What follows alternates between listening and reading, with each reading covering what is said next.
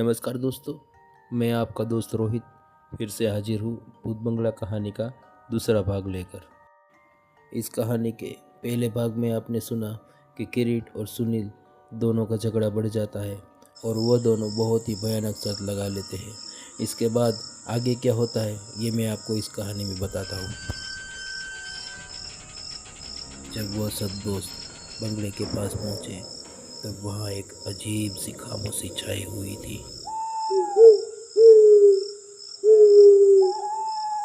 तभी अचानक उनको कहीं से उल्लू की आवाज़ सुनाई दी।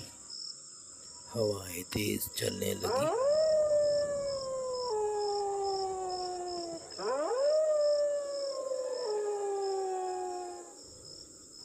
उनके साथ साथ कहीं से जंगली कुत्तों के रोने की आवाज़ भी आने लगी। वहाँ का शांत माहौल अचानक ही डरावने माहौल में बदल गया। उस वक्त हालात को देखकर ऐसा लग रहा था जैसे मानो वो सब उन दोनों को चेतावनी दे रहे हो कि बंगले के अंदर मत जाओ, यहीं से वापस चले जाओ, अभी भी कुछ नहीं बिगड़ा। अगर उस वक्त उन दोनों में से किसी एक ने भी समझदारी दिखाते हुए अपनी जिद छोड़ दी होती या एक दूसरे से माफ़ी मांग ली होती तो शायद आज मैं आपको ये कहानी नहीं सुना रहा होता।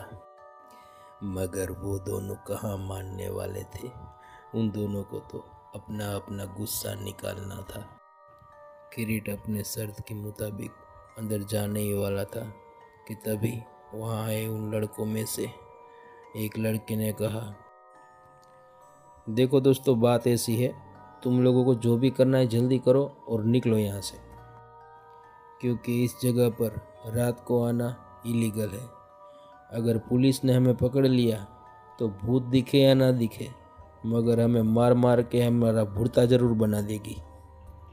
12 बजे के बाद पुलिस यहाँ पर पेट्रोलिंग पर आती है। वैसे भी 11 तो बज चुके हैं। अब जितना हो सके जल्दी करो और फटाफट निकलो यहाँ से। पुलिस का नाम सुनकर वहाँ आए कई लड़कों में से आधे से ज़्यादा लड़के तो ऐसे गायब हो गए जैसे गधे के सिर से सींग। अब सिर्फ वहाँ 5 या 6 लड़के बचे थे जो इन दोनों का तमाशा देखने के लिए खड़े थे कि इन दोनों में से कौन जीतता है। जब किरीट टॉर्च लेकर बंगले के अंदर जाने वाला था तभी रवि ने उसका हाथ पकड़ लिया और आखिरी कोशिश करते हुए किरीट से कहा, किरीट छोड़ना यार, अगर तुझे सुनील की किसी बात का बुरा लगा हो अबे तो उसके बदले मैं माफ़ी मांग लेता हूँ, प्लीज़ यार छोड़ देना जिद। किरीट यार समझना यार, छोड़ दे यार जिद, मत जा यार अंदर। किरीट ने रवि का हाथ छुड़ाते हुए कहा, रवि तू टेंशन ना ले यार, कुछ नहीं होगा मुझे, मैं यूं गया और यूं आया, बस तू खाली देखता जा। आज इस फट्टू को दिखाना है कि भूत भूत कुछ नहीं होता। इतना कहते हुए किरीट टॉर्च लेते हुए तेजी से बंगले के अंदर चला गया। रवि सुनील को समझाने के लिए उसके पास गया, क्योंकि किरीट तो मानने वाला नहीं था। कम से कम सुनील ही उसे रोक दे और शर्त को वापस ले ले तो शायद वो बंगले से बाहर आ जाए। मगर सुनील की आंखों में किरीट द्वारा की गई बेइज्जती की ज्वाला अभी तक धधक रही थी और वो गुस्से से बिना पलके झुकाए हुए एकटक बंगले की ओर देख रही थी, मानो उसको सब पता हो कि आगे क्या होने वाला है। किरीट को उस बंगले में गए हुए अभी 2 मिनट ही हुए होंगे कि तभी रवि ने आवाज़ लगाई, किरीट, ओ किरीट, किरीट तू ठीक तो है? रवि के चिल्लाने की आवाज़ सुनकर बंगले के अंदर से आवाज़ आई, हाँ मैं ठीक हूँ, अभी मैं लॉबी में ही घूम रहा हूँ, यहाँ नीचे सारे बाथरूम चेक कर रहा हूँ। तुम लोग भी ना यार खामखा डर रहे हो, मुझे तो यहाँ अंदर मज़ा आ रहा है। अबे डरपोको, कुछ नहीं है यहाँ, रवि ने किरीट को चिल्लाते हुए कहा। अबे तुझे मजे की पड़ी है? हमारी यह जान गले में अटकी हुई है। अबे जल्दी से छत के ऊपर जा और सबको हेलो बोल के जल्दी नीचे वापस आ, हमें यहाँ से निकलना है। रवि को गुस्से में चिल्लाते हुए देख किरीट ने रवि से कहा। हाँ भाई हाँ, ठीक है, अभी छत के ऊपर जा रहा हूँ। और चिल्लाना बंद कर, कहीं भूतनी जाग जाएगी। किरीट का ऐसा भद्दा मजाक सुनकर वहां बाहर खड़े सभी लोगों के अंदर डर की एक सिरहन सी दौड़ गई, क्योंकि किरीट उस वीरान बंगले के अंदर था और उस बंगले में घना अंधेरा छाया हुआ था। ऊपर से किरीट उस हंटेड जगह का मजाक बना रहा था। किरीट को अंदर गए हुए अब 10 मिनट से ज़्यादा वक्त हो गया था। अब तक किरीट को छत के ऊपर आ जाना चाहिए था, मगर किरीट अभी भी छत पे नहीं आया था। तभी रवि को उसकी फिक्र होने लगी और रवि फिर से उसे आवाज़ देने लगा। किरीट, ओ किरीट, अरे कहाँ चला गया तू? मगर रवि को इस बार किरीट का जवाब नहीं मिला। रवि ने फिर से जोर जोर से किरीट को आवाज लगाई। किरीट, किरीट। रवि के पुकारने पे भी किरीट का जवाब न मिलने से रवि समझ गया कि जरूर उसके साथ कुछ हुआ है। रवि के चेहरे पे चिंता की लकीरें साफ साफ दिख रही थी। रवि को इस तरह चिंता में डूबा हुआ देख हितेश ने रवि को दिलासा देते हुए कहा। अरे वो आ जाएगा, यहीं कहीं बाथरूम में घूम रहा होगा, शायद इसलिए हमारी आवाज़ उस तक नहीं पहुंच रही है। रवि को इस तरह हारा हुआ देख हितेश ने भी किरीट को पुकारना शुरू कर दिया। किरीट, अरे जल्दी चल, हमें निकलना है, क्या कर रहा है तू? तभी बंगले की छत के ऊपर से किरीट ने हाथ हिलाते हुए कहा। हेलो दोस्तों, मैं यहाँ पर पहुँच गया। किरीट को बंगले की छत के ऊपर देख रवि के जान में जान आई और रवि ने गुस्से में चिल्लाते हुए किरीट से पूछा। अबे कब से तुझे पुकार रहे हैं, जवाब क्यों नहीं दे रहा? किरीट ने जेब से सिगरेट निकालकर उसे सुलगाते हुए रवि से कहा। मैं तो यहाँ कब का आ गया हूँ, बस इधर उधर के नज़ारे देख रहा था। यहाँ से दूर शहर की चमचमाती हुई रोशनी देखने का मज़ा ही कुछ और है यार। मैं तो कहता हूँ तुम लोग भी ऊपर आओ, बहुत मज़ा आएगा। किरीट सिगरेट का कस लेते हुए आराम से वहाँ पर खड़ा था। तभी उन 4-5 लड़कों में से कोई चिल्लाया। अबे किरीट भाग, तेरे पीछे चुड़ैल खड़ी है। तभी चौंकते हुए किरीट ने पलट कर देखा। हाँ?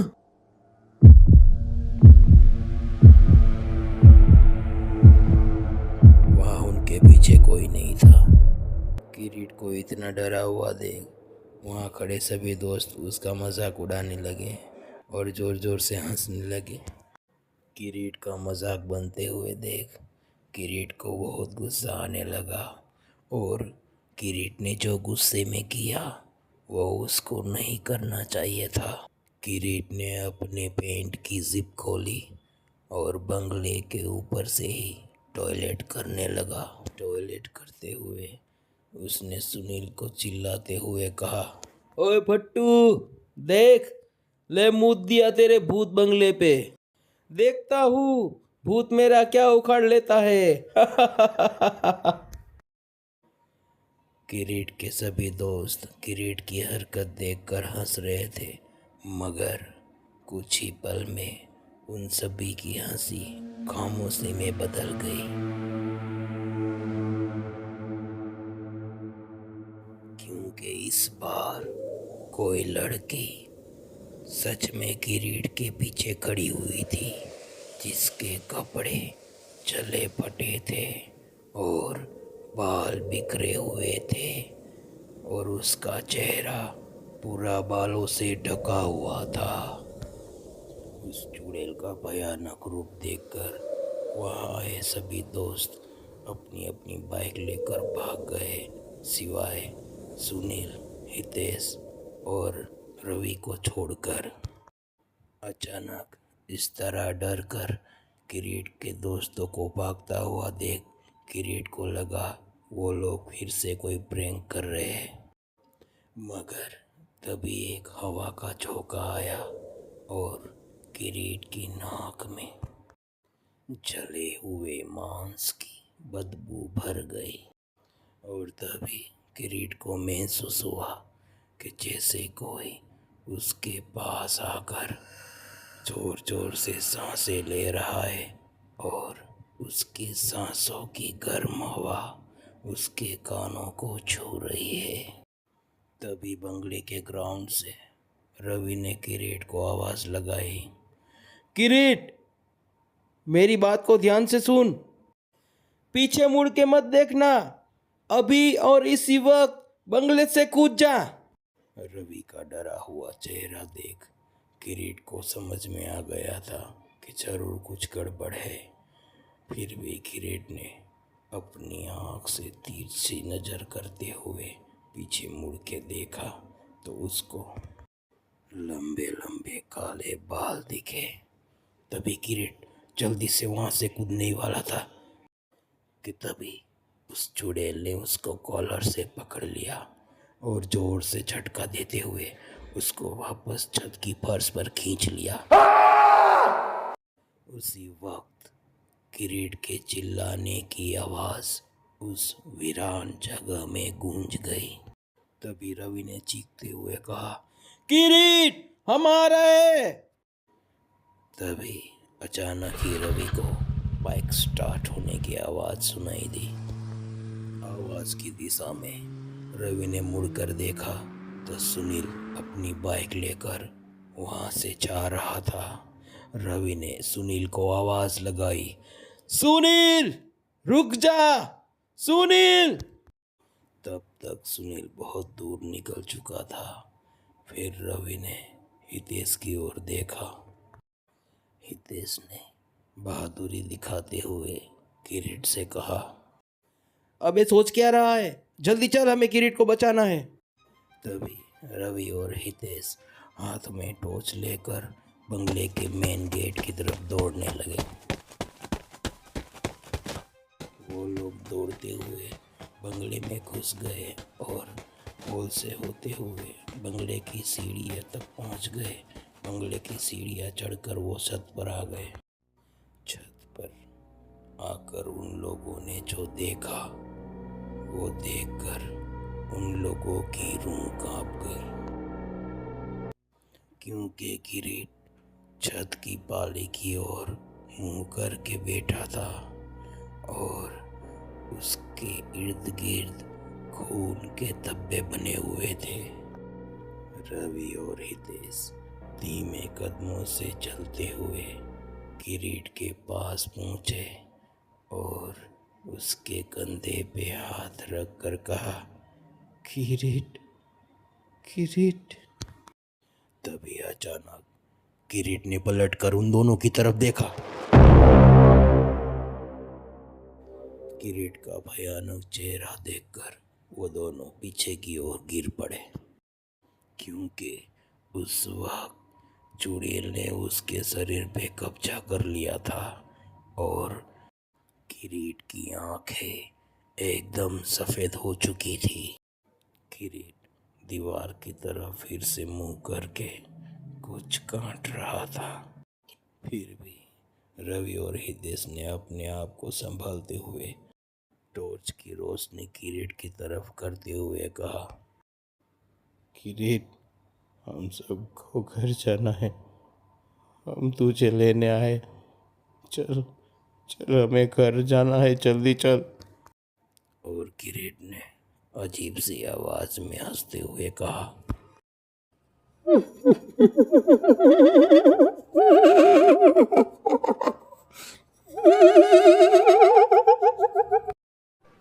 ये बंगला मेरा है, तुम लोगों की यहाँ आने की जरूरत कैसे हुई?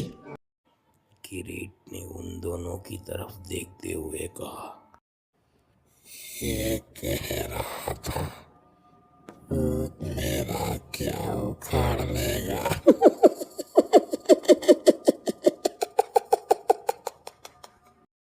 अचानक ही किरीट खड़ा हुआ। ले, ये उखाड़ दिया। ये कहते हुए किरीट पलटा और अपने हाथ को झटका देते हुए उसने अपने शरीर का एक विशेष अंग तोड़कर उन दोनों के सामने रख दिया।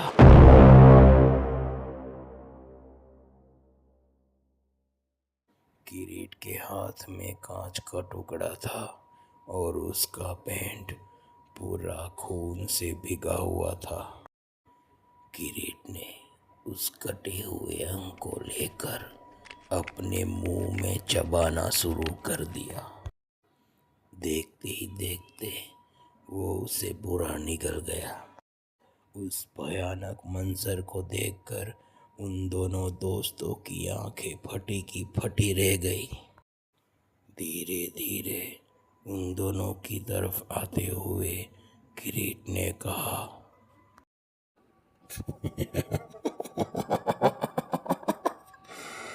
बंगला देखने का बहुत शौक है ना।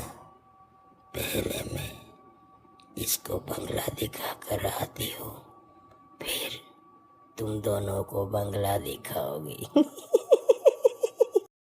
रवि और हितेश कुछ समझ पाते उससे पहले किरीट छत की पाले के ऊपर चढ़ने लगा। रवि को समझते देर नहीं लगी कि वो वहाँ से कूदने वाला है। रवि ने दौड़ते हुए उसको कमर से पकड़ लिया। जैसे ही रवि ने उसको कमर से पकड़ा, किरीट घूमकर अपने हाथ में रखा हुआ वो कांच बार बार रवि के पीठ पे घोंपने लगा और रवि की दर्दनाक चीख निकल गई। किरीट ने रवि की पीठ में 3-4 बार कांच का टुकड़ा घोंपा ही होगा कि हितेश ने आकर उसका हाथ पकड़ लिया। रवि को बचाने के लिए जैसे ही हितेश ने किरीट का कांच का टुकड़ा पकड़ा हुआ हाथ दोनों हाथों से पकड़ लिया ताकि वो रवि पे वार ना कर सके, उसी वक्त किरीट ने अपने दूसरे हाथ से हितेश की गर्दन पकड़ ली और देखते ही देखते किरीट ने हितेश की गर्दन पकड़ के उसको जमीन से ऊपर उठा लिया। कुछ ही पल में हितेश की सांसें रुकने लगी।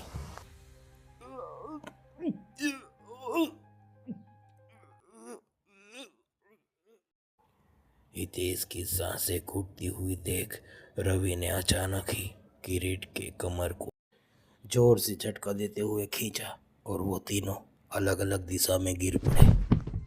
अभी भी वो कांच का टुकड़ा किरीट ने पकड़ा हुआ था और वह किसी जानवर की तरह 4 पैरों पे खड़ा हुआ और बड़ी ही तेजी से घने अंधेरे में वो सीढ़ियों से होते हुए हॉल की तरफ भाग गया।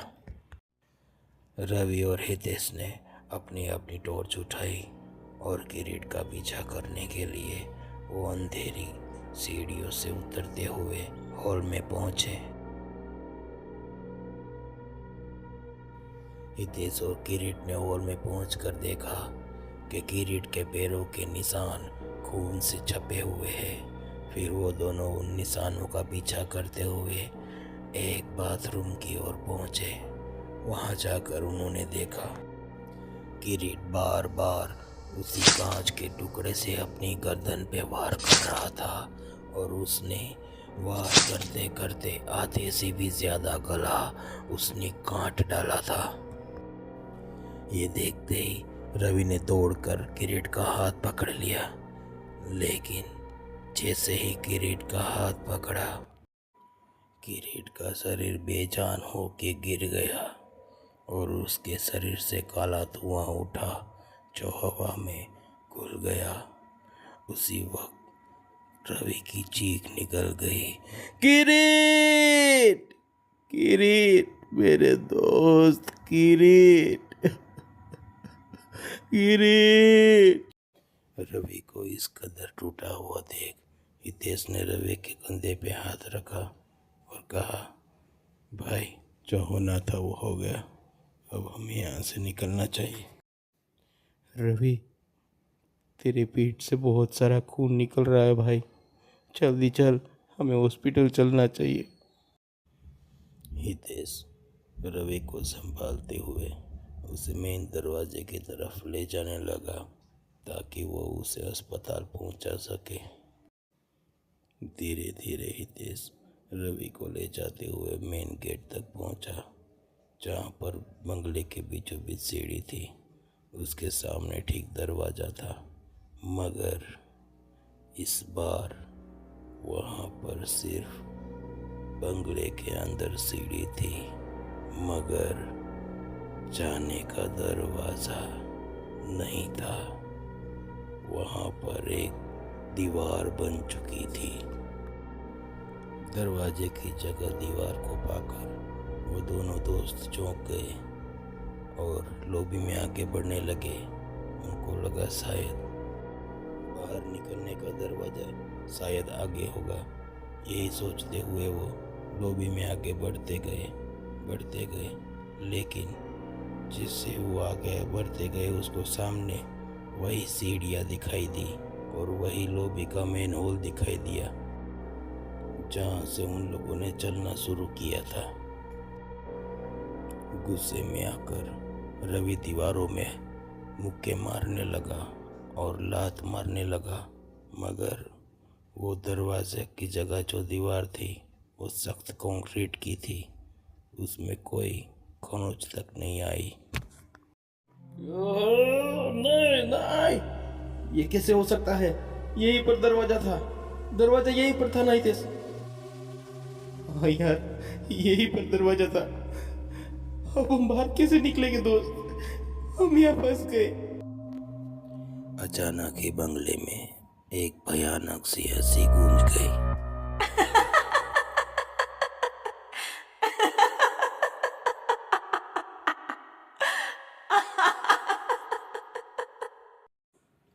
रवि ने चिल्लाते हुए उस लड़की की आत्मा से पूछा, हमने तुम्हारा क्या बिगाड़ा है? हमें यहाँ से जाने दो। तुमने हमारे दोस्त को मार दिया, अब हमें छोड़ दो। क्या चाहती हो आखिर तुम? मौत। मैं तुम दोनों की मौत चाहती हूँ।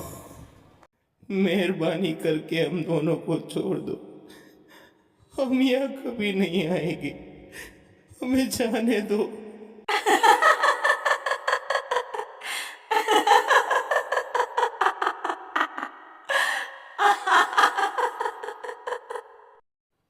ये बात तुम लोगों को आने से पहले सोचनी चाहिए थी।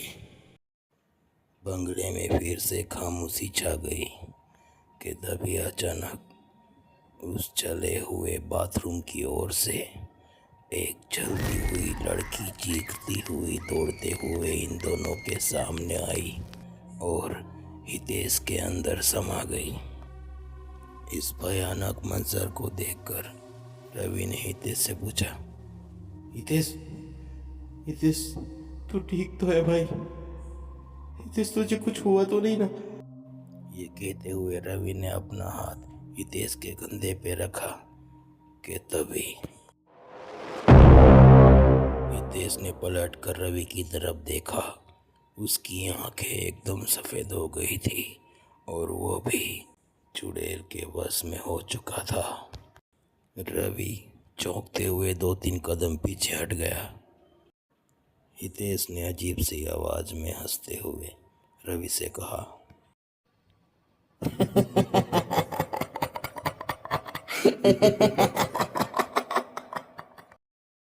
मैंने तुम दोनों से कहा था, मैं तुम दोनों को बंगला दिखाऊंगी।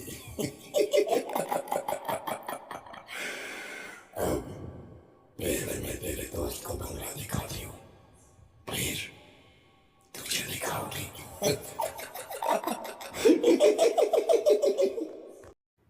ये कहते हुए हितेश वहाँ से तेजी से भागने ही वाला था कि तभी बिना वक्त गवाए रवि ने तेजी से दौड़कर उसको पीछे से पकड़ लिया और उन दोनों के बीच हाथापाई शुरू हो गई।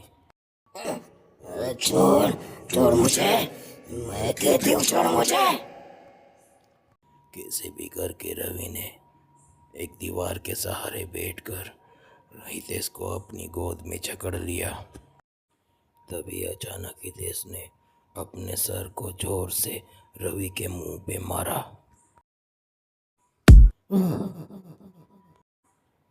हितेश के इतने जोर से वार करने की वजह से रवि के मुंह से और नाक से खून निकलने लगा और उसे सब धुंधला धुंधला दिखाई देने लगा।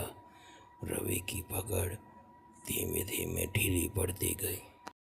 हितेश रवि की गोद से खड़ा हुआ, मगर जैसे ही वो जाने वाला था उसने देखा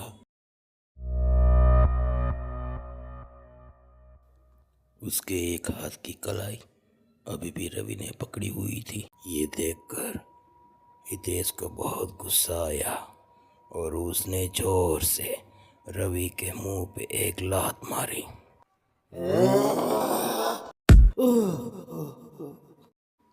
फिर भी रवि ने हितेश का हाथ नहीं छोड़ा। हाँ, मगर उसकी पकड़ और भी ढीली पड़ गई। रवि की पकड़ ढीली होने के बावजूद भी हितेश छूटने के बजाय उसे लगातार लातों पे लाते मार रहा था। लगातार हितेश के वार करने से रवि के हाथों से हितेश का हाथ छूट गया और हितेश जैसे ही मुड़कर जाने वाला था कि तभी रवि ने फिर से उसका हाथ मजबूती से पकड़ लिया और इस बार प्रकाश उस पे वार करता उससे पहले एक ही झटके में उसको खींचकर अपनी गोद में बिठा दिया और घुमा के दोनों हाथों से उसके हाथ लॉक कर दिए और उसको बाहों में जकड़ के बैठ गया। इस बार हितेश ने अपना शरीर ढीला छोड़ दिया और अजीब सी आवाज में हंसते हुए कहा,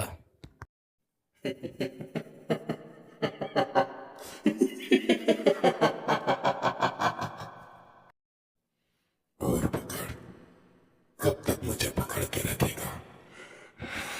कब तक मुझे जकड़ के रखेगा?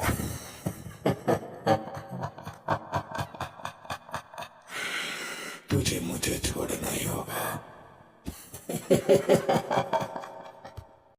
हितेश की बातों को अनसुना करते हुए रवि ने उसको जितनी ताकत से अपनी वश में कर सकता था उसने कर लिया।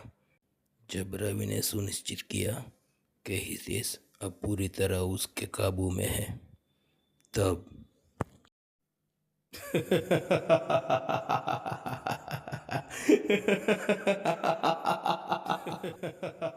रवि को इस तरह हंसता हुआ देख हितेश के शरीर में बसी हुई चुड़ैल एकदम से चौंक गई। अचानक ही रवि ने उस चुड़ैल के कंधे के पास आकर कहा, भूत पिशाच निकट नहीं आवे, महावीर जब नाम सुनावे। मैं कहती हूँ छोड़ मुझे, मैं तुझे कच्चा चबा जाऊंगी। छोड़ छोड़ दे मुझे। अचानक ही रवि ने हितेश के कानों में बोला, श्री गुरु चरण सरोज रजनी जमन मुकुर सुधारी, वरण रघुबर बिमलय सजोदायक फलचारी, बुद्धिहीन तनु जान के सुमिरो पवन कुमार, बल बुद्धि विद्या देहु मोहि हरहु कलेश विकार। जय हनुमान ज्ञान गुण सागर जय कपीस तिहु लोक उजागर, राम दूत तुलित बल धामा, अंजनी पुत्र पवन सुत नामा, महावीर विक्रम बजरंगी कुमति निवार सुमति के संगी, कंचन वरण विराज सुबेसा, कानन कुंडल कुंचित केसा, हाथ रोचक ध्वजा विराजक, कंठे मूंछन साजे, शंकर सुवन केसरी नंदन। हितेश के शरीर में बसी आत्मा रवि से छूटने का बहुत प्रयास कर रही थी, मगर रवि ने उसको पूरी ताकत से जकड़ के रखा था। वो किसी भी कीमत पर हितेश को छोड़ना नहीं चाहता था।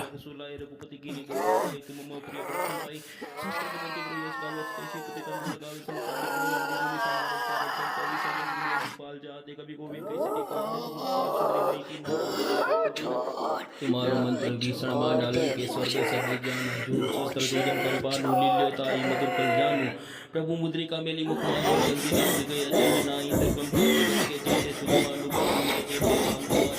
चेहरे बिन पैसा रे सब सुख लय हितेश के शरीर में बसी हुई उस आत्मा ने रवि से छूटने के लिए कई बार अपना सर उसके चेहरे पे मारा, मगर रवि का शरीर मानो लोहे का बन गया हो।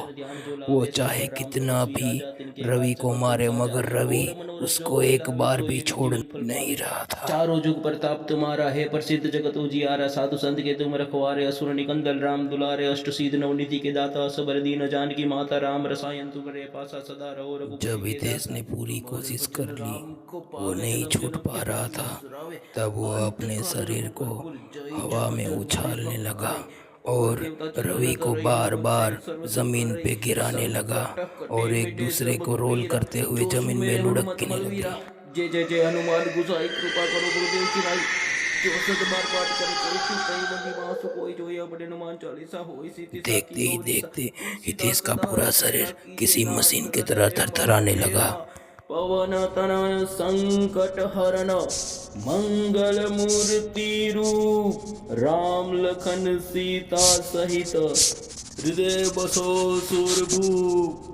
सियावर रामचंद्र की जय, पवन सुत हनुमान की जय, उमापति महादेव की जय। जय बजरंग बली, जय बजरंग बली, जय बजरंग बली। अचानक ही हितेश का शरीर गर्म होने लगा और उसके शरीर से भाप के रूप में धुआं उठा और हवा में एक लड़की की आकृति बन गई। जैसे ही हितेश के शरीर को आत्मा ने छोड़ दिया, हितेश बेहोश होकर रवि की गोद में किसी लाश की तरह गिर गया। देखते ही देखते लड़की की आकृति जो धुएं से बनी थी वो हवा में घुलने लगी। उस आकृति के चेहरे पे एक मुस्कान थी, मानो उसको कई सालों से अब मुक्ति मिली हो। तभी अचानक जहाँ पर दरवाजे की जगह दीवार थी, वहाँ पर से दो रोशनी आती हुई रवि को दिखाई दी।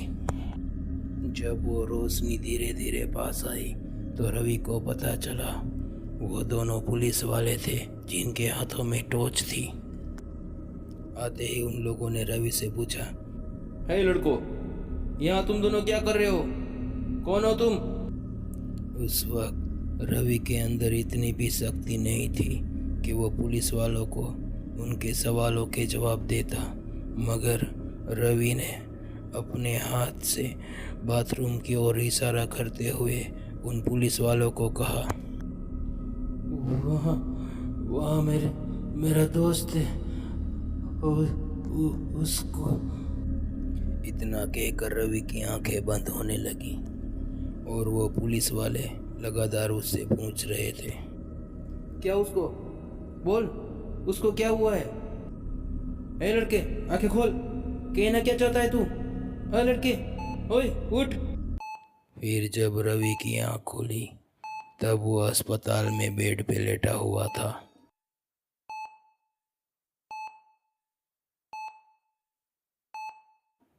रवि जब होश में आया तब पुलिस वालों ने उसका सारा बयान लिया।